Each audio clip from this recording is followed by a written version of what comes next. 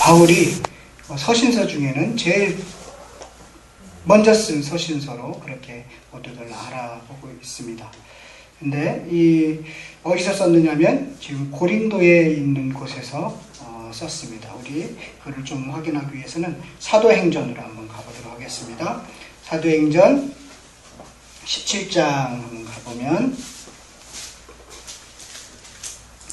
17장 13절 보면요, 베레아로 이제 갔는데 13절에 보면 베레아에서 무슨 일이 있었느냐면 데살로니가에 있는 유대인들은 바울이 하나님의 말씀을 베레아에서 전하는 줄을 알고 거기도 가서 무리를 움직여 소동하게 하거늘 형제들이 곧 바울을 내보내어 바다까지 가게 하되 실라와 디모데는 아직 거기 머물더라 라고 나와 있죠. 베레아에 실라하고 디모데는 머물게 하고 바울은 어디로 가느냐면 아덴으로 배를 타고 아덴으로 내려옵니다. 아덴을 거쳐서 고린도에 갔는데 얼마나 시간이 지난 다음에 이제 디모데하고 실라가 고린도에 도착했습니다. 도착해서 사실은 바울이 몇 번 데살로니가 교회를 한번 3주밖에 복음을 전하지 못하고 핍박이 심한 곳이어서 한번 들려야 되겠다 그랬는데 계속 막은 것 같습니다. 무슨 일이 있었는지 사단이 2번이나 막았다 그렇게 말씀하고 있는데 가려고 했는데 계속 막혔던 것 같습니다. 일이 있어서 그런지 막혀갖고 못 갔는데 그래서 하도 궁금하고 걱정이 돼서 디모데를 그쪽에 보낸 것 같습니다. 내가 가서 한번 살펴보고 와라. 그래서 디모데가 올라가니까 데살로니가 성도들이 아주 3주밖에 안 되었는데 열심히 복음을 그대로 지키고 또 자기들 사랑의 교제를 나누고 믿음의 수고를 하고 그러면서 잘 부흥하고 있는 것입니다. 아주 작은 규모이지만 크지 않지만 아주 역동적으로 잘 부흥하고 있는 것을 디모데가 이제 보고 내려왔습니다. 그 소식을 듣고 나서 바울이 얼마나 기뻤는지 너무 기쁘고 좋아서 그래서 그 소식을 듣고 나서 쓴 편지가 바로 데살로니가 전서입니다. 그래서 주로 어린 신앙을 갖고 있기 때문에 격려하고 칭찬하는 그런 내용들로 주로 이루어졌습니다. 그래서 오늘 이제 우리가 지난주에 12절까지 2장 12절까지 함께 말씀을 이렇게 나눴는데요. 그들이요 어떻게 하나님의 말씀을 받아들이냐면 데살로니가 교회는 여러 가지 칭찬할 점이 되게 많은데 또 하나의 칭찬을 받을 점은 어떤 거냐면 그들이 말씀을 받을 때요. 말씀을 받을 때 지금 바울이 말씀을 이렇게 전하잖아요. 그런데 그 바울의 말을 하나님의 말로 받아들였다는 거예요. 그래야 은혜의 역사가 일어나는데 13절은 참 은혜스러운 말씀입니다. 우리 13절 한번 다시 한번 읽어보도록 하겠습니다. 시작. 이러므로 우리가 하나님께 끊임없이 감사함은 너희가 우리에게 들은 바 하나님의 말씀을 받을 때에 사람의 말로 받지 아니하고 하나님의 말씀으로 받음이니 진실로 그러하도다. 이 말씀이 또한 너희 믿는 자 가운데서 역사하느니라. 하나님의 말씀으로 받으니까 하나님의 역사가 일어난다는 것입니다. 하나님의 일이 일어난다는 거예요. 이것은요, 데살로니가 교회에만 있었던 게 아니에요. 한번 사도행전 10장 33절에 가면 고넬로도 이렇게 하고 있습니다. 복받는 사람들은 다 좀 뭔가 다른데요. 한번 10장 33절 한번 가보도록 하겠습니다. 적어놓고 10장 33절. 자, 볼게요. 사도행전 10장 33절에 보면 이렇게 내가 곧 당신에게 사람을 보내었는데 오셨으니 잘하였나이다. 이제 우리는 주께서 당신에게 명하신 모든 것을 듣고자 하여 다 하나님 앞에 있나이다. 지금 누구 앞에 있는 거예요? 베드로 앞에 있는데 그들은 지금 무슨 고백을 하냐면 우리가 하나님 앞에 있습니다. 당신의 말씀하는 것은 하나님의 말씀을 받아들이겠습니다. 이런 태도를 취했다는 거예요. 그러니까 역사가 일어나는 거죠. 지금 데살로니가 교회는 지금 바울이 바울이 말씀을 전했던 그 모든 말씀을 하나님의 말씀을 받아들였다는 것입니다. 그런 사람에게 은혜가 있는 것입니다. 여러분 예배 드릴 때 은혜 받고 싶죠? 하나님의 살아계심을 고백하고 싶죠? 이런 태도를 취하면 은혜를 받습니다. 은혜 못 받는 사람들은 다 은혜 못 받을 짓을 해요. 다 설교 전하면 저 설교는 뭐가 문제가 있고 저 설교는 저게 문제가 있고 저 설교는 저건 그렇다, 저건 지난번에 했던 것 같기도 하다, 이런 태도로 취하면 절대로 은혜를 받지 못합니다. 그리고 목사도 전할 때 말씀만을 전해야 되지 다른 걸 전하면 안 되겠지만, 말씀을 전할 때 아멘 하고, 그게 하나님의 말씀, 목사의 말이 아니라 하나님으로 말씀을 받아들이면 역사가 일어난다라는 것입니다. 여러분 그렇게 해서 여러분들도 은혜 받고, 저도 늘 그런 마음으로 말씀 읽고 그러고 있습니다. 그런 복을 누리시기를 바라겠습니다. 데살로니가는 그랬다라는 것입니다. 그래서요, 형제들아, 너희가 그리스도 예수 안에서 유대에 있는 하나님의 교회들을 본받는 자가 되었으니, 지금 예루살렘에 있는 그 예루살렘 교회처럼 본받는 그런 교회처럼 되었다는 거예요. 그래서 그들이 유대인들에게 고난을 받은 것 같이 너희도 너희 동족에게서 동일한 고난을 받았느니라. 지금 예루살렘 교회가 많은 고난을 받고 핍박을 받았잖아요. 그것처럼 너희도 또 고난을 받는데 그건 바른 거야. 믿는 자에게는 늘 고난이 있었는데 너희들이 지금 잘못된 게 아니라 예루살렘 교회 봐라, 그 교회도 고난을 받고 있어. 그러니까 너희들이 동족한테 고난을 받는 거에 대해서 어려워하지만 당연한 거야 라고 지금 칭찬해주고 있는 것입니다. 유대인의 나쁜 점에 대해서, 지금 바울도 유대인이죠.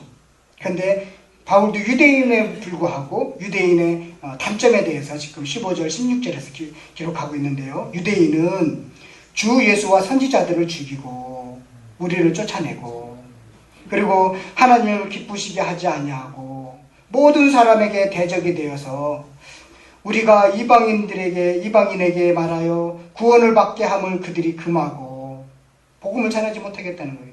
자기 죄를 항상 채우며 노하심이 끝까지 그들에게 임하였느니라. 심판이 임할 것이다 라고 말씀하고 있습니다. 이게 유대인의 잘못된 점들입니다. 여러분, 우리도 잘못하면 딱딱해지면요, 이렇게 될 수가 있습니다. 우리가 말씀에 대해서 늘 되돌아보지 못하면 이런 태도를 취할 수 있는 것입니다. 유대인들만 그렇게 한 게 아니라 지금도 유대인과 같은 모습을 취할 수 있다는 거예요. 마치 자기는 다 아는 것처럼, 자기는 모든 것을 이제 초월한 것처럼, 그러면서 다른 사람을 평가하고 복음을 전하지 못하게 하고 비판하고 흔들어 놓고, 이런 것은 유대인들의 모습인데 지금도 그럴 수 있다는 것입니다. 최근에 비슷한 저도 경험을 했습니다. 어떤 분인데 신앙생활을 좀 많이 하신 것 같습니다. 그래서 우리가 이런 말씀을 전하고 우리가 지금 쭉 성경대로 쭉 나가는데, 이거에 대해서 다른 교회들은 그렇게 안 하는데 왜 성식교회만 그런 식으로 한다, 어렵지 않냐, 뭐 이런 얘기를 하면서, 그러면 교인들이 모이지를 않습니다. 그런 얘기를 저에게 해서 제가 한마디 했습니다. 내가 웬만하면 한마디 안 하는데 그 부분은 저를 건드리는 거기 때문에 한마디 했습니다. 제가 말씀을 전하는 거 아니었으면 이 교회 개척도 안 했습니다. 말씀을 제대로 가르쳐서 천국으로 가게끔 하는 안내자, 가이드 역할을 하려고 하는 건데, 그러지 않으면 성실교회에서도 교회 개척 안 해줬을 거고 저도 교회 개척 안 했을 것입니다 라고 딱 잡아떼었습니다. 그래서 다시 오든 말든 그건 당신의 마음대로 하십시오. 제가 그런 마음은 거기까지는 안 했습니다. 네, 거기까지는 안 했는데, 여러분, 말씀, 유대인들 그 당시도 있고, 그분이 유대인이라고 한 건 아니에요. 그냥 그 당시에 있고 지금도 있다는 것입니다. 늘 말씀 앞에 겸손하지 못하면 그런 행동들을 할 수가 있다는 것입니다. 자기는 의인이기 때문에, 자기는 많은 것을 알고 있기 때문에 그렇게 한다라고 하는데 쉽게 범할 수 있는 죄입니다. 저나 여러분들 누구나 다 그럴 수 있다는 것입니다. 늘 그래서 부드러운 마음을 갖고 있어야 됩니다. 형제들아, 17절 볼게요. 형제들아, 우리가 잠시 너희를 떠난 것은 얼굴이요 마음은 아니니 너희 얼굴 보기를 열정으로 더욱 힘썼노라. 그래서 그러므로 나 바울은 한두 번 너희에게 가고자 했으나 사단이 우리를 막았도다. 그러니까 무슨 사건이 있어서 그렇게 됐다라고 지금 말씀하고 있습니다. 우리의 소망이나 기쁨이나 자랑의 면류관이 무엇이냐? 그가 강림하실 때 우리 주 예수 앞에 너희가 아니냐. 너희가 나의 상급이다 라는 것이에요. 너희들이 신앙생활 잘하는 것이 나의 상급이다 이라는 것입니다. 여러분들이 전도해서, 그리고 여러분들이 이렇게 해왔던 그 사람들이 신앙생활 잘하고 하나님을 잘 믿으면 그게 상급이라는 것입니다. 지금 너희들이 바로 나의 상급이다 라고 그렇게 말씀하고 있습니다. 올해 3장은 처음에 했죠? 예, 처음 하는 것 같은가요? 3장은 했습니다. 제가 데살로니가전서 시작하기 전에 3장 먼저 봤습니다. 사실은 3장이 조금 앞에가 있어야 데살로니가전서를 이해하는데 좋을 것 같아서 미리 했습니다. 그 다음에 3장 11절로 가겠습니다. 3장 11절 3장 11절에 가면요, 바울이 기도한 내용이 들어있습니다. 11절부터 13절이 바울이 기도한 내용인데요. 하나님, 우리 아버지와 우리 주 예수는 우리 길을 너희에게로 갈 수 있게 하시오며, 갈 수 있도록 그렇게 기도하고 있습니다. 내가 너희들을 좀 너희들에게 갔으면 좋겠어 라고 기도했다는 것입니다. 또 주께서 우리가 너희를 사랑함과 같이 너희도 피차간의 모든 사람에 대한 사랑이 더욱 많아 넘치게 하사 서로 피차간에 사랑이 넘치도록 너희들이 데살로니가 교회가 사랑이 넘치는 교회가 됐으면 좋겠다라고 기도했다는 것입니다. 바울의 기도 내용입니다. 또 너의 마음을 굳건하게 하시고, 그리고 너희들의 마음이 굳건해지면 흔들리지 않고 굳건해지기를 바래라고 그런 기도 제목을 놓고 기도했다는 것입니다. 또 우리 주 예수께서 그의 모든 성도와 함께 강림하실 때에 하나님 우리 아버지 앞에서 거룩함에 흠이 없게 하시기를 원하노라. 거룩함에 흠이 없도록 그렇게 너희들이 잘 신앙생활 했으면 좋겠어 라는 거 가지고 기도했다는 것입니다. 바울의 기도 제목입니다. 데살로니가 교회를 두고 이렇게 바울은 늘 기도했어 라고 지금 쓰고 있습니다. 여러분들은 우리는 어떤 기도를 좀 많이 합니까? 이렇게 바울처럼 이런 기도 제목을 놓고 기도해보면 참 더 은혜가 있다는 것입니다. 여러분, 기도를요, 교회를 위해서, 나라를 위해서, 선교사들을 위해서 열심히 기도하세요. 그러면 자기 문제 기도 안 해도요, 하나님이 다 들어주십니다. 자기 문제 가지고 막 하기보다는 그거 기도하면, 야, 내가 네 문제는 내가 알아서 해결해 줄게. 그게 기도의 원리입니다. 자꾸 자기 문제만 갖고 있으면요, 해결이 안 돼요. 엉뚱한 생각만 하게 되고, 그러니까 조금 넓게 기도하시면 하나님이 그 문제는 해결해 주시는 그런 경험들을 경험할 것입니다. 자, 여러분들 바울의 기도 제목을 한번 쭉 생각해 보시기를 바라겠습니다. 자, 여기까지가요. 3장까지는 사실 조금 칭찬과 격려 그런 내용들로 주로 이루어졌습니다. 그런 다음에 4장과 5장은 뭐랄까요, 실천면이라고 해야 되나, 그렇게 권면이 들어 있습니다. 실천하는 부분을 강조하고 있습니다. 그러니까 서신서, 바울의 서신서는 두 부분으로 구분되어 있어요. 이제 앞으로 서신서를 쭉 나눌 텐데, 앞에 부분은 대부분은 이론에 대해서 쭉 얘기하고, 뒤에 부분은 그렇다면 너희들은 이렇게 살아라 해서 실천 부분이 나와 있습니다.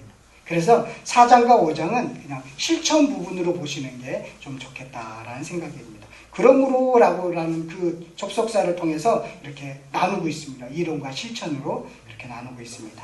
자, 그러므로 데살로니가전서 어렵지 않죠? 예, 이런 분위기 속에서 읽으면 어렵지 않습니다. 예.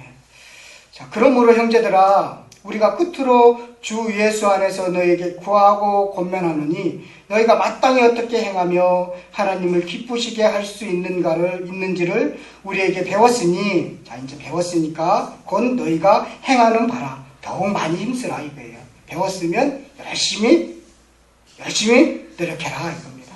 힘써라 라고 말씀하고 있습니다. 자, 우리가 주 예수로 말미암아 너에게 무슨 명령으로 준 것을 너희가 아느니라. 하나님의 뜻은, 여기다 하나님의 뜻은 좀 이렇게 선을 그으세요. 하나님의 뜻은 뭐냐면 이것이니 너희의 거룩함이라. 하나님의 뜻은 뭐죠? 거룩함이라는 거예요. 거룩함인데 그 거룩함에서 아주 핵심이 되는 내용은 음란을 버리라는 것입니다. 그러니까 그 마게도니아 지역, 이 지역은요, 그리스 로마 신화 같은 거 알죠? 신들도 이렇게 섹스를 하고, 그리고 아이비가 딸을 때려내려고 막 이렇게 이런 아주 신들이 문란하니까 거기에 사는 사람들은 문란할 수밖에 없는 거죠. 그게 자기들의 가치관이니까. 그래서 그 당시 그 마게도니아 지역은 되게 음란하고, 그리고 이렇게 무분별했습니다. 성들이 무분별했기 때문에, 그래서 거룩이라는 거 무엇이냐면 구별되는 것인데 그 음란을 버리는 것으로 그렇게 첫 번째로 삼고 있는 것입니다. 지금 우리나라 사회에도 지금 음란함이 확산되고 있습니다. 정말로 많이 확산되고 있습니다. 저는 일반 친구들을 만나면 저는 장애인입니다. 7급 장애인인데 왜 장애인인 줄 아세요? 애인이 없으면 장애인이라고 그러더라고요, 요즘. 예. 그래서 제가 7급 장애인입니다. 예. 그 정도로 음란한 사이가 됐다는 것입니다. 그래서 지금 하나님의 뜻은 뭐냐면 거룩함인데 거룩함 이꼬르 음란을 버리라는 것이에요. 자, 각각 거룩함과 존귀함으로 그 음란의 내용이에요. 거룩의 내용인데 각각 거룩함과 존귀함으로 자기 아내에 대할 줄을 알고 그러니까 아내 한 명이 최선을 다해라 이거예요. 주로 이 대상이 남자들 같죠. 아내라고 표현하니까 남자들이 더 음란하기 때문에 그렇습니다. 아내가 대할 줄을 알고 또 하나님을 모르는 이방인과 같이 세욕을 따르지 말고 지금 거룩함에 대해서 말하고 있는데 자, 그 거룩함에 대한 내용이 4절부터 들어있는데 다 그런 내용이란 말이죠. 그리고 6절에 이 일에 음란의 분수를 넘어서 형제를 해하지 말라. 뭐냐면 형제를 이건 무슨 내용이냐면 자기 친구의 아내를 이렇게 꼬셔서 음란한 거예요. 그래서 결국은 형제를 해하게 된다는 거예요. 그 정도로 음란한 사이가 되었다는 것입니다. 이는 우리가 너희에게 미리 말하고 증언하는 것과 같이 이 모든 일에 주께서 신원하여 주심이라. 심판한다는 거예요. 다. 그에 대해서는 분명한 심판이 있다는 것입니다. 자, 하나님이 우리를 부르심은 부정하게 하심이 아니요 거룩하게 하심이야. 너희들을 부른 이유는 너희들을 구원한 이유는 거룩하게 살게 하도록 한 것인데 음란을 갖고 있으면 안 돼. 그것은 음란을 갖고 있는 것은 거룩이 아니야. 구별되지 않아. 그렇게 말하고 있는 것입니다. 이게 뭐라고요? 하나님의 뜻이라는 거예요. 그러므로 저버리는 자는 사람을 저버림이 아니요 너희에게서 거룩을 저버리는 자는 사람을 저버리는 것이 아니요 너희에게 그의 성령을 주신 하나님을 저버림이라 라고 말씀하고 있습니다. 그것은 하나님을 저버리는 것이다 라고 지금 결론을 내리고 있습니다. 또 하나님의 뜻은 뭐냐면 9절에 보면 형제 사랑에 관하여는 너희에게 쓸 것이 없으면 왜 쓸 것이 없는 줄 아세요? 그만큼 형제들 교회 공동체 안에서 사랑이 넘치기 때문에 쓸 것이 없다는 거예요. 없으면 너희들 자신이 하나님의 가르치심을 받아 서로 사랑함이라. 너무 사랑을 많이 한다는 거예요. 좋은 교회 공동체를 이루고 있는 것입니다. 너희가 온 마게도냐 모든 형제에 대하여 과연 이것을 행하도다. 형제들아 권하노니 더욱 그렇게 행하고 형제를 계속적으로 흔들리지 말고 흐트러지지 말고 계속적으로 사랑하라는 거예요. 교제하라 이거예요. 그게 뭐라고요? 하나님의 뜻이라는 것입니다. 두 번째는 형제입니다. 하나님의 뜻이. 또 너희에게 명한 것 같이 조용히 자기 일을 하고 자, 잘 보세요. 11절 12절은 우리 기독교인들이 조금 많이 읽어야 되는 말씀인 것 같습니다. 조용히 자기 일을 하고 기독교인 하면 시끄럽다는 소리를 먼저 많이 하죠. 그런데 말씀에는요 조용히 자기 일을 열심히 하라는 거예요. 그리고 너희 손으로 일하기를 힘쓰라는 거예요. 열심히 자기 일을 열심히 하라는 거예요. 왜 그러냐면 그러니까 이 열심히 일하는 것은 직장에 가면 직장인을 열심히 하고 바로 직장의 선교 현장이거든요. 그래서 자기 일에 최선을 다하고 나서 자기가 최선을 다하고 나서 그리고 조금 여유가 있으면 다른 사람한테 도움을 요청할 경우에는 도와주고 간섭하지 말라는 거예요. 일단은 자기 일에 최선도 못하면서 다른 사람의 너는 왜 이러니 저러니 그러지 말라는 거예요. 먼저 자기 일에 최선을 다하는 것이 하나님의 뜻이라는 것입니다. 그리고 이는 외인에 대하여 단정히 행하고 다른 사람에 대해서는 단정히 행하고 또한 왜 이렇게 조용히 일하고 열심히 일하는 이유는 뭐냐면 다른 사람들이 보기에 단정한 모습을 유지하기 위해서 그렇다는 거예요. 또한 아무 궁핍함이 없게 하려 함이라. 너무 가난해갖고 저 사람은 예수 믿더니 너무 가난한 것 같아. 그런 얘기 듣지 않도록 열심히 일하라는 것이에요. 게으르지 말라는 것이에요. 그래서 그리스도인들은요 열심히 자기가 맡은 일에 최선을 다해서 열심히 노력하는 사람들입니다. 궁핍하게 추하게 그렇게 사는 사람이 아니에요. 그렇게 열심히 하다 보면 하나님 복을 주시거든요.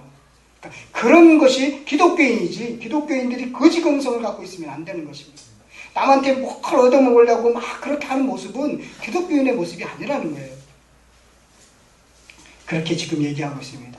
자, 한번 12절, 11절, 12절. 제가 좋아하는 말씀이어서 제가 더 강조하는 것 같은데, 우리 11절, 12절 한번 다 같이 읽어보도록 하겠습니다. 시작. 또 너에게 명한 같이 조용히 자기 일을 하고, 너의 손으로 일하기를 힘쓰라. 이는 외인에 대하여 감정이 강하고, 또한 아무 궁핍함이 없게 하려 하느라. 라는 것입니다. 이것이 직업관인데요. 직업에서도의 하나님의 뜻인 것입니다. 자, 하나님의 뜻을 지금 세 가지로 얘기하고 있습니다. 음란을 버리는 것, 그리고 형제를 더욱 사랑하는 것, 그리고 직업에 있어서는 최선을 다하는 것, 열심히 일하는 것, 이것이 하나님의 뜻이라는 것입니다. 그 다음에 13절 보면 형제들아, 자는 자들에 관하여는, 이건 뭐냐면 자는 자들은 죽은 자에 관하여는 너희가 알지 못함을 우리가 원하지 않는 알기를 원한다 이거예요. 이는 소망 없는 다른 이와 같이 슬퍼하지 않게 하려 함이라. 죽음에 대해서 지금 얘기하는 것입니다. 그래서 우리가 예수께서 죽으셨다가 다시 살아나심을 믿을진데, 이와 같이 예수 안에서 자는 자들도, 예수를 믿고 죽은 자들도 하나님이 그와 함께 데리고 오심이니라. 예수님이 재림할 때 그를 데리고 온다라는 것입니다. 지금 아주 먼 마지막 때 이루어질 이야기들을 지금 쓰고 있습니다. 자, 우리가 주의 말씀으로 너희에게 이것을 말하노니, 주께서 강림하실 때까지 우리 살아남아 있는 자도 자는 자보다 결코 앞서지 못하니라. 먼저 죽은 자가 먼저 부활하고 그 다음에 살아있는 자가 변화된다라는 것을 지금 이 구절을 통해서 말씀하고 있습니다. 자, 주께서 호령과 천사장의 소리와 하나님의 나팔 소리로 치니 하늘로부터 강림하시리니, 예수님이 재림하시리니 그리스도 안에서 죽은 자들이 먼저 일어나고, 똑같이 반복하고 있죠. 처음 듣는 이야기이기 때문에 반복하는 거예요. 그들은 이 죽음에 대해서 아직 모르고 있어요. 이들의 생각, 가치관은 어떤 거냐면, 죽음, 내가 육체에서 죽는다면 영원히 떠나는 것인데 감옥에서 해방되는 것으로 생각하고 있습니다. 그래서 이들은 뭐냐면 감옥에서 해방되었기 때문에 몸을 막 타락하게 하든, 그리고 또 고행을 하든, 이것은요 빨리 자기 몸에서 지옥에서, 이 감옥에서 탈출하기 위한 하나의 방법이라고 생각하고 있습니다. 그래서 음란한 철학이 세워진, 그게 에피쿠르스 학파, 스토아 학파예요. 이 사상을 갖고 있는데, 지금 바울이 말하고 있는 그 죽음에 대해서는 전혀 다른 거거든요. 새로운 육체를 입는다는 거예요. 그럼 그들의 생각했다는, 이건 이해가 갈 수 없는 거예요. 육체는 더러운 것인데 영은 깨끗한 것인데 어떻게 다시 영이 더러운 육체에 들어갈 수 있을까? 그 사상을 갖고 있거든요. 그래서 아니다, 이 새로운 육체는 아주 청결한 육체이고 우리는 그 육체를 덧입는 것이다 라는 것을 지금 그들이 얘기할 때는 새로운 얘기를 지금 얘기하고 있는 거예요. 그것에 대해서 지금 말씀하고 있는 것입니다. 일어나고, 자, 그 후에 우리 살아남은 자들도 그들과 함께 구름 속으로 이게 공중재림이죠. 올려서 공중에서 주를 영접하게 하시리니 그리하여 우리가 항상 뭐라고요? 주와 함께 있으리라. 이게 마지막 때 있을 재림에 대해서 지금 13절에서부터 17절까지를 지금 설명해 주고 있습니다. 예, 재림에 대해서. 그러니까 뭐냐면 이 이야기를 쓴 이유가 있어요. 야, 너희들 지금 고난스럽고 환난을 당하고 힘들어요. 그래서 주님이 재림하실 텐데 그때의 재림의 영광에 대해서 그들에게 미리 알려주는 것입니다. 그래서 소망을 가지고 참고 견뎠으면 좋겠어 라는 것 의미로서 이렇게 마지막 때에 있을 그 예수님의 재림에 대해서, 부활에 대해서 지금 설명해 주고 있는 것입니다. 자, 그러므로 이러한 말로 서로 위로하라. 형제들아, 때와 시기에 관하여는 너희에게 쓸 것이 없음은, 사람들의 관심은 때와 시기에 대해서 관심이 많습니다. 근데 그게 쓸 것은 없음은 뭐냐면 주의 날이 밤에 도둑같이 이를 줄을 너희 자신이 자세히 알기 때문이라. 자, 우리는 다 안다는 거예요. 우리는 다 안다는 거예요. 그런데 우리는 다 아는데 그들이, 여기서 3절에 그들이는 불신자를 가리키는 것입니다. 그들이, 그리고 4절에 보면 형제들아 너희는 이라고 나오죠. 4절은 너희는 믿는 자고 그들은 불신자입니다. 자, 그들이, 불신자들이 편하다, 안전하다 할 그때에 임신한 여자에게 해산의 고통이 이름과 같이 멸망이 갑자기 그들에게, 그 불신자들에게 이르르니 결코 표하지 못하리라. 임신의 고통이, 해산의 고통이 갑자기 찾아오나 봐요. 네, 저는 애를 안 낳아서 모르는데 갑자기 찾아오는가 봅니다. 제가 이 말씀을 읽다가 지금 이제 산딸을 두고 있는 어떤 자매가 있어서 생각이 나서 어떠냐, 낫냐? 그랬더니 아직 안 낫다고 그러던데, 네, 그런 고통이 오는 겁니다. 그건 뭐냐면 불신자들에게 임하는 것입니다. 그들은 알지 못한 채 그 마지막 때를 맞이한다는 거예요. 그런데 우리에게는 알려져 있다는 거예요. 자, 형제들아, 너희는 믿는 자는 거예요. 여기는 너희는 믿는 자를 가리킵니다. 너희는 어둠에 있지 아니하며 그날이 도둑같이 너에게 임하지 못하리라. 도둑같이 임하지 못한다. 우리는 다 알고 있다는 거예요. 그렇기 때문에 비밀입니다. 비밀은요, 아는 사람은 알고 모르는 사람은 모르는 게 비밀이에요. 그래서 우리에게는 그게 이미 익숙해 있는 내용이지만 불신자들에게는 그게 비밀입니다. 모르는 것이에요. 자, 너희는 다 빛의 아들이요 낮의 아들이라. 우리가 밤이나 어둠에 속하지 아니하나니 그러므로 우리는 다른 이들과 같이 자지 말고 오직 깨어 정신을 차릴지라. 자, 깨어 정신을 차리는 행동이 사는 삶이 어떤 삶인지 한번 보도록 하겠습니다. 깨어서 정신 차려서 사는 삶이에요. 자, 자는 자들은 밤에 자고 취하는 자들은 밤에 취하되 우리는 낮에 속하였으니 정신을 차리고, 자, 정신을 차리고 사는 삶입니다. 믿음과 사랑에 호신경을 붙이고, 자, 이 믿음과 사랑에 호신경을 붙인다는 것은 가슴을 이렇게 무장한다는 거예요. 그 무장하는데 믿음과 사랑으로 무장한다는 것입니다. 이게 붙이고, 그리고 구원의 소망을 투구를 쓰고 정신 차려서 깨어서 살아가는 사람들의 모습이에요. 왜냐하면 그것은 믿음과 사랑의 호신경을 붙이고 구원의 소망의 투구를 쓰고 살아가는 사람들이 정신 차리고 살아가는 사람들이라는 것입니다. 하나님이 우리를 세우심은 노하심에 이르게 하심이 아니요 오직 우리 주 예수 그리스도로 말미암아 구원을 받게 하심이라. 이거예요. 이거. 예수께서 우리를 위하여 죽으사 우리로 하여금 깨어있든지 자든지, 그러니까 깨어있다는 것은 살아있든지 자든지 죽어있든지 자기와 함께 살려 하려 하셨느니라. 그러므로 피차 권면하고 격려하고 서로 뭐라고요? 덕을 세우기를 너희가 하는 것 같이 하라. 그러니까 권면하고 덕을 세우는 거에 깨어서 정신 차려서 살아가는 사람들의 삶이죠. 예, 이게 깨어 정신 차려 살아가는 사람들의 삶의 모습인 것입니다. 믿음과 사랑의 호신경을 가슴에 붙이고 구원의 소망을 투구로 쓰고 다른 사람들을 권면하고 격려하고 그리고 덕을 세우면서 살아가는 것. 이것이 그리스도인이에요. 이것이 그리스도인입니다. 다른 사람들을 배려하고 다른 사람들의 어떨까 이렇게 다른 사람들의 먼저 입장도 생각해보고 그를 위해서 기도를 해주고 격려해주고 이런 것이 그리스도인들의 모습인 것입니다.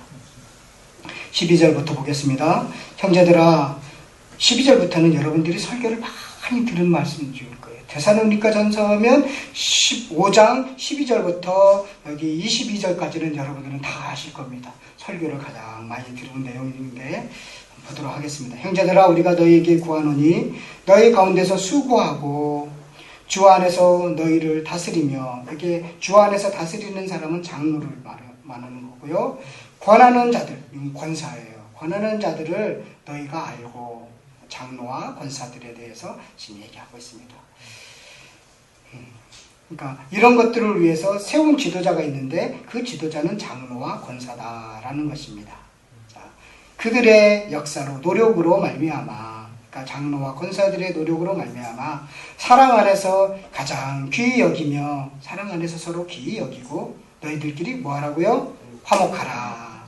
자, 동사를 좀 치겠습니다. 화목하라라고 이렇게 거기에다가 줄을 걷고요. 그 다음에 또 형제들아, 너희를 권면하노니 게으른 자들을 권계하고, 게으른 자들이 있으면요 권면하고 징계하라는 거예요. 권계하고 하며 마음이 약한 자들을 격려하고, 마음이 약한 자들은 절대로 그렇게 혼내는 게 아니에요. 격려해야 돼요. 마음이 심약한 사람들이 있거든요. 그런 사람들에게는 권계하면 큰일 나요. 자살할 수도 있어요. 마음이 약한 사람들에게는 격려해 주는 거예요.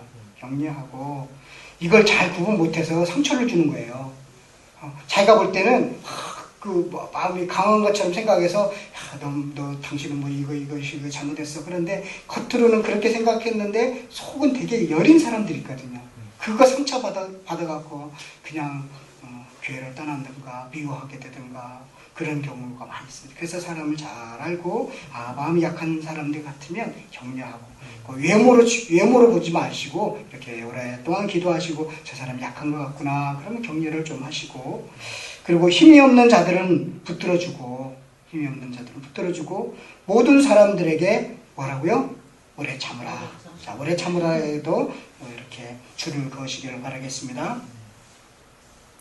그리고 3가 누가 누구에게든지 악으로 악을 갚지 말게 하고, 악으로 악을 갚는 것은 세상 사람들이 하는 모습입니다. 그렇게 하지 말고 서로 대하든지 모든 사람을 대하든지 항상 뭐하라고요? 선을 따르라. 그리고 여러분 항상 기뻐하라. 자, 쉬지 말고 기도하라. 범사에 감사하라. 자, 뭐냐면요, 이것을 15절 16절 다 이어서 보셔야 돼요.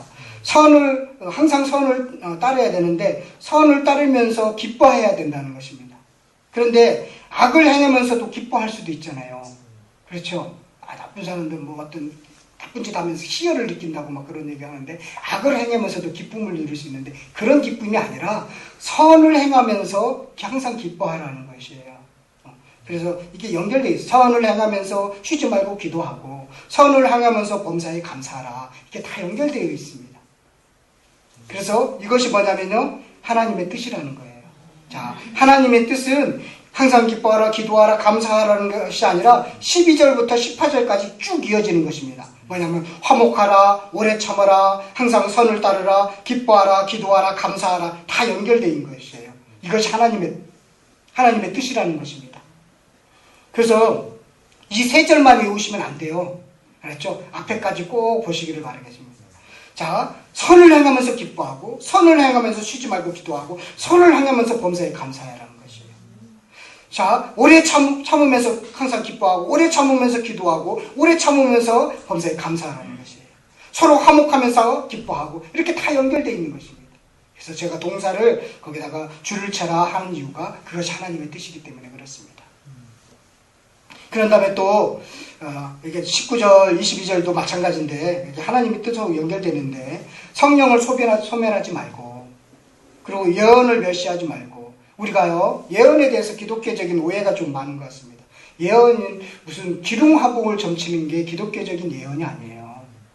그래서 어떤 분들 신앙생활 하시는 분들 보면 그런 기륭화복을 그렇게 말씀하시는 분들이 좀 있는 것 같아요. 근데 기독교에서 성경에서 말하고 있는 예언은 개인의 기륭화복에 대해서 얘기한 적이 없어요. 구약에서 말하는 예언은 뭐냐면, 너희들이 모세오경이 있지, 신명기가 있지, 레위기가 있지, 하나님께서 이렇게 하면 복을 주고 저렇게 하면 저주를 받는다겠는데 너희들 지금 하고 있는 모습이 저주를 받을 거야. 빨리 죽게 돌아와야 돼. 이게 예언이었어요. 이게 예언이에요. 그리고 너희들 그렇게 하면 환난이 올 거야. 심판이 오게 돼 있어. 이것이 바로 예언이었던 것입니다. 성경에 말하고 있는 예언은 이거예요. 뭐냐면 환난이 오고 재림이 있고 심판이 있다. 이것을 예언한 것이지 어떤 개인의 기름화복에 대해서 얘기하는 건 아니에요. 그래서 예언이라는 이 단어 때문에 그런 일들을 조금 범하고 있는데 잘못 빠질 수도 있습니다. 성경을 쭉 보면 절대로 그런 일은 없습니다. 왜 그러냐면 우리가 살다 보면 하나님 나라를 위해서 고난받을 수 있거든요. 힘든 일을 겪을 수도 있잖아요. 다 그것이 하나님의 뜻이거든요. 협력하여 선을 이루도록 하는 것인데 늘 그 예언이라는 것은 어떻게 하면 잘 되는 것만 바라고 있잖아요. 욕심에 의해서 만들어지는 것이잖아요. 그것은 하나님의 뜻이 아니라는 것입니다. 그래서 성경을 제대로 알지 못하면 자기는 성경적으로 한다고 하지만 그것이 성경이 아닌 모습이 있다는 것이죠. 그게 바로 구약 성경에서 얘기하고 있는 거짓 선지자들의 모습이고 지금 우리 시대에서도 가짜 목사들의 모습이 아닌가 저는 그렇게 생각을 해요.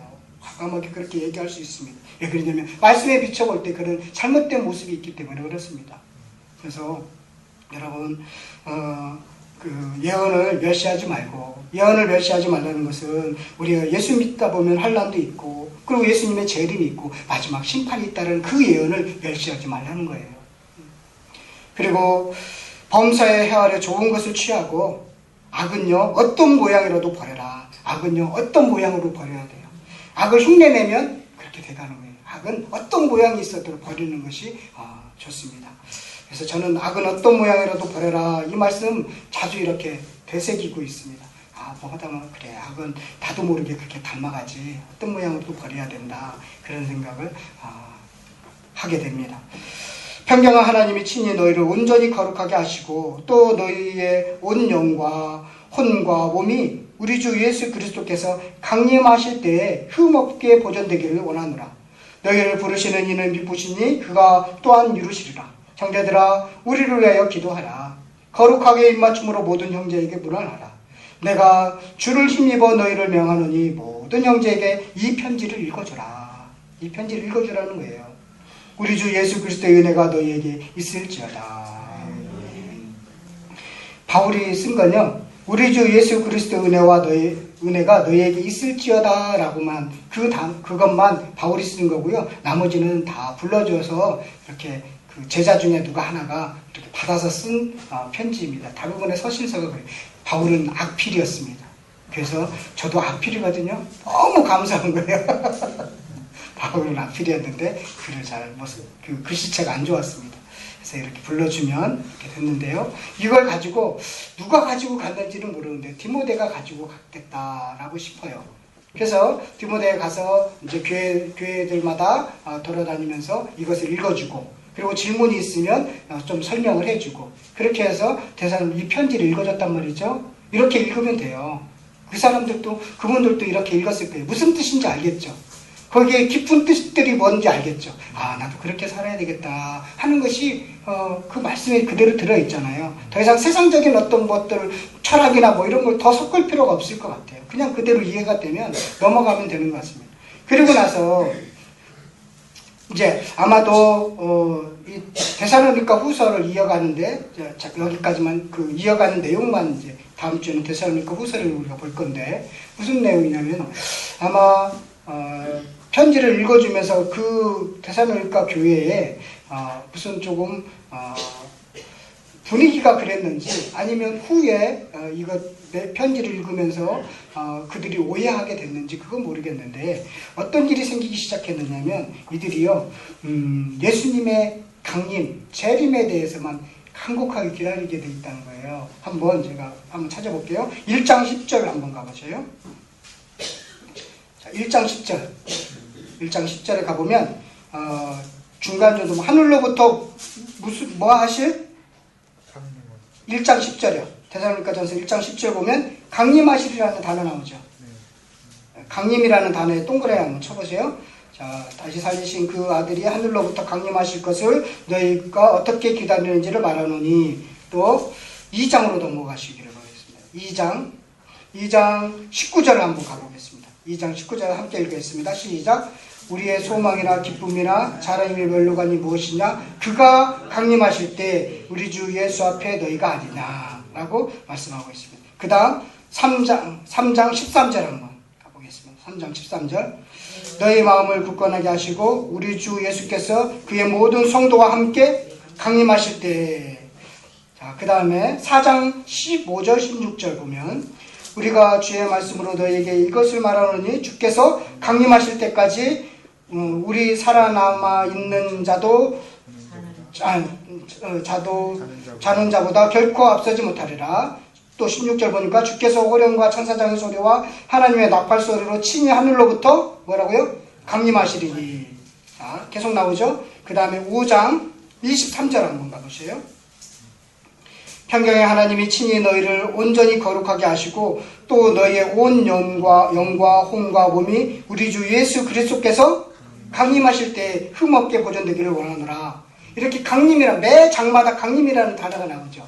그래서요, 이 데살로니가 교회가 열심히 신앙생활을 했는데 무슨 오해를 하기 시작했냐면 곧 주님께서 오신다는 거예요. 바울의 편지를, 이 전서를 보고 곧 주님께서 오시니까 야, 우리는 주님만 기다리자. 그래서 직장도 때려치고 다 자기들 기다리는 거예요, 주님만. 옛날에 다미성교회처럼 우리나라 88년, 92년 동안 한 5년 동안 아주 난리를 폈거든요, 우리나라를. 그래갖고 그 이후부터 교회 부흥이 잘 안 돼요.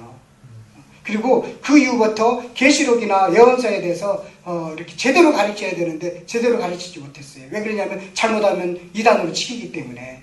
아주 치명적인 한국의 기독교 역사에서, 부흥의 역사에서 아주 치명적인 역할을 했는데, 지금 데살로니가 교회가 무슨 일이 생겼느냐면, 바울의 편지를 보고 오해를 하기 시작했어요. 곧 주님이 오실 것이다 해갖고, 이게 종말론자가 되어버린 거예요. 그래서 그 소식을 듣고 바울이 걱정이 돼갖고, 바로 쓴 편지가 데살로니가 후서예요. 아니야. 주님이 오시기 전에 이런 징조가 있어. 얘기를 쓴 내용이 데살로니가 후서입니다. 다음 주에 어떤 징조가 있는지에 대해서 함께 나누도록 하겠습니다.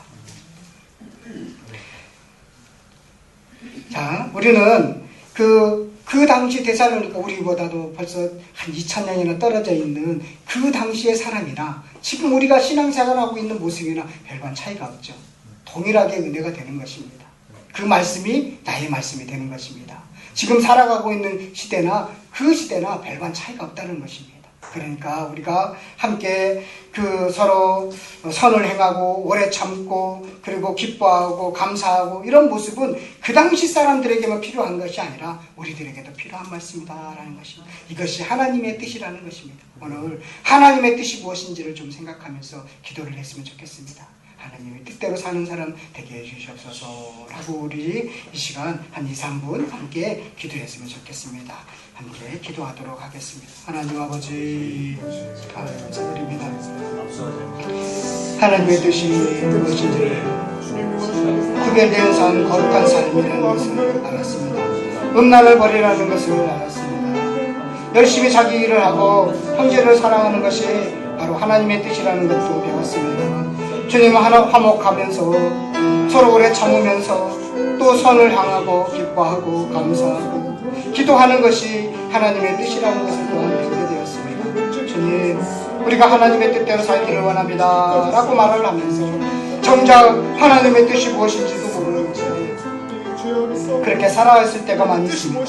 마치 내가 하는 것이 하나님의 뜻인 것처럼 착각에 빠져 있을 때도 많이 있었습니다. 그런데 오늘 말씀을 통해서 우리가 배우는 것은 하나님의 뜻이라는 것은 주님 나를 쳐서 복종시키는 거구나. 화목해야 되고 오래 참아야 되고 선을 행해야 되고 기뻐해야 되고 쉬지 말고 기도하고 감사하는 것이고 음란을 버리는 것이며 자기 일에 최선을 다하는 것이 바로 하나님의 뜻이구나. 궁핍함을 남에게 보이지 않는 것이 하나님의 뜻이구나. 오늘 우리가 그것을 배웠습니다. 그 뜻대로 살아가는 사람들 될 수 있도록 도와주시옵소서. 더 바라옵기는 이 말씀 앞에서 우리가 말씀을 읽을 때 하나님 앞에 있는다는 것을 늘 기억하여 주시옵기를 간절히 원하고 합니다. 데살로니가 교회의 성도들이 바울이 전하는 그 말씀을 하나님의 말씀으로 받아들였던 것처럼 주님 우리가 읽고 있는 이 말씀 하나하나가 바로 하나님의 말씀이라는 것을 늘 기억하면서 그것으로 받아들이게 하여 주시옵기를 간절히 원하고 원합니다. 사람의 소리가 아니라 하나님의 소리구나. 하나님의 말씀하시는 거구나. 그런 것을 진실하게 받아들이게 하여 주셨기를 원합니다. 정말로 하나님을 사랑한다면 그의 말을 지키고 약속을 지키는 사람이 정말로 사랑하는 사람들인 거예요. 주님 우리는 사랑한다고 하면서 정작 하나님께서 말씀하신 그 약속은 저버릴 때가 너무 많이 있었음을 고백합니다. 정작 하나님을 사랑한다면서 그 계명을 멀리할 때가 많이 있었음을 주님 고백합니다. 이 하나님의 뜻이 무엇인지를 늘 생각하면서 주와 함께 있을 것을 늘 기대하면서 살아갈 수 있도록 인도해 주셨기를 간절히 원하고 원합니다. 주님 우리는 좀 구별된 삶을 살아가게 해주옵소서. 우리는 좀 더 하는 좀 세상 사람과 다른 모습으로 다른 가치관으로 살아갈 수 있도록 도와주시옵소서. 우리가 서 있는 곳이 바로 하나님의 뜻을 실천하는 곳이라는 것을 늘 기억하면서 자기 일에 힘쓰는 사람들 되게 해주시고 주님 늘 단정하고 거룩한 모습으로 정말로 복음된 모습으로 경건한 모습으로 살아갈 수 있도록 도와주시옵소서. 저 사람은 정말 달라졌어 라는 소리를 들을 수 있는 우리 모두가 될 수 있도록 인도해 주셨기를 믿습니다. 예수 믿었는데 예수님께서 입술에 파수꾼을 세우라고 했으면 파수꾼을 세우는 사람들 되게 해주시고 예수 믿었는데 사랑하라고 했으면 사랑하는 사람 되게 해주시고 주님 예수 믿었는데 예수 믿는 자인데 좀 구별된 삶을 살아갈 수 있도록 주님 인도해 주셨기를 간절히 원합니다. 너무나 우리가 닮아가고 있습니다. 너무나 세상과 닮아가서 기독교인이라는 것들조차도 주님 어떤 기독교인지도 모르고 채 정말로 우리가 살아가는 것 같습니다. 말씀에 따라서 이 말씀대로 살아가려고 몸부림치는 자들이 될 수 있도록 도와주셨기를 원합니다. 왜 나는 이렇게 되지 못할까? 그것 때문에 기도하는 사람 되게 없이고, 왜 나는 이렇게만 매일마다 쓰러질까? 그것 때문에 애통하는 사람 되게 해주시고, 왜 이렇게 나에게는 선이 없을까? 왜 이렇게 나는 거룩함이 없을까? 그것 때문에 주 옆에 나와서 부르짖는 그런 모습으로 살아갈 수 있도록 인도해 주셨기를 원합니다. 주님, 우리의 모습이 그런 모습으로 밖에 나가게 해주시옵소서. 우리의 삶들이, 우리의 모습들이, 우리의 인격들이 그런 모습으로 밖에 나가게 해주셨기를 간절히 원합니다.